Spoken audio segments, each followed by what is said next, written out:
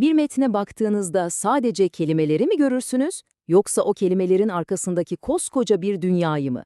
Bugün tam da bunu yapacağız. Bir kültürün kodlarını çözmek için yüzeyin altına ineceğiz, bir metni katman katman nasıl okuyabiliriz bunu keşfedeceğiz. Hadi hep beraber bu derin yolculuğa çıkalım. Bugün merceğimiz altına alacağımız eser, Seyfi Muhsondi'nin Alevi Kürtlerde Dua ve Gülbenkler çalışması. Ama şimdiden söyleyeyim, bu kesinlikle sadece bir kitap değil. Bu bir inancın, bir kolektif hafızanın ve bir coğrafyanın ruhunu yansıtan canlı bir yol haritası gibi. Peki, böyle hassas, böyle derinlikli bir haritayı nasıl okuyacağız? Sadece kelimelere bakmak, o derin anlamı yakalamak için yeterli mi? Yoksa bize özel bir yaklaşım mı lazım? İşte tam da bu noktada metnin sırlarını bize fısıldayacak analitik bir yönteme ihtiyacımız var. İlk bölümümüzde bu yöntemin ne olduğunu ve nasıl işlediğini konuşacağız. Yöntemimizin özü aslında çok basit. Bütünü kavramak için ona farklı pencerelerden, farklı merceklerden bakmalıyız. Bu analizde de metne iki temel mercek takacağız. Felsefi bir mercekle metnin iç dünyasına, sosyolojik bir mercekle de onun dış dünyayla olan ilişkisine odaklanacağız. O zaman haydi ilk merceğimizi takalım ve bu kültürün varoluşsal çekirdeğine, yani anlam dünyasına şöyle bir dalalım. Ve karşımıza ilk çıkan şey, Alevi inancının adeta felsefi kalbi olan bu cümle. İnsan hakta, hak insanda. Bu ne demek? İlahi olanın, tanrısal olanın uzaklarda gökyüzünde bir yerlerde değil, bizzat insanın özünde olduğu demek. Yani insan o ilahi özün ta kendisi. Gerçekten de devrimci bir fikir. Şimdi düşününce bu tek cümlenin ne kadar büyük kapılar açtığını görüyorsunuz değil mi? Eğer hak insanın içindeyse, o zaman ona ulaşmak için dışarıya değil, kendi içimize dönmeliyiz. Yani kendini bilme, öz farkındalık yolculuğu aynı zamanda hakkı bilme yolculuğuna dönüşüyor. Ve bu da insanı evrenden kopuk bir varlık olmaktan çıkarıp onunla bir bütün haline getiriyor. Ve işin güzeli, bu bütünlük hissi sadece insanla sınırlı değil. Metin bize diyor ki, Dersimli, doğadaki her nesnede hakkın bir sıfatı olduğuna inanır. Yani o ilahi öz her zerrede var. Bu yüzden doğanın kendisi de kutsal.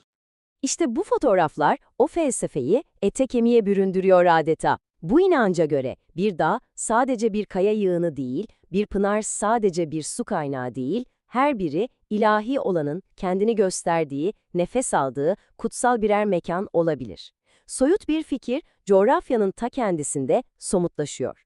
Şimdi hadi gelin merceğimizi değiştirelim. Bu zengin iç dünyanın dışarıyla, toplumla olan ilişkisine bakalım. Yani kimlik nasıl şekilleniyor, nasıl korunuyor? Sosyolojik merceğimize geçiyoruz. Bu tablo aslında temel bir gerilimi, bir çatışmayı gözler önüne seriyor. Bir tarafta ne var? Sözlü geleneğe, ana dilde ibadete, yerel değerlere dayanan bir kolektif hafıza. Diğer taraftaysa bu hafızayı tek tipleştirmeye çalışan tek millet, tek din gibi merkezileştirici, asimilasyoncu politikalar. Peki bu baskı karşısında en kritik direniş noktası, tutundukları en önemli dal neydi dersiniz?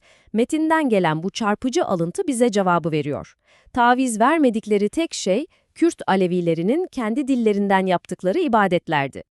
Yani anlamamız gereken şey şu, bu basit bir dil mücadelesi değildi. Duaları ve o kutsal metinleri, yani gülbenkleri ana dilde korumak demek, aslında o dilin içinde yaşayan bütün bir anlam evrenini, felsefeyi, kimliği, varoluş biçimini korumak demekti. Dil, o dünyanın adeta kalesiydi.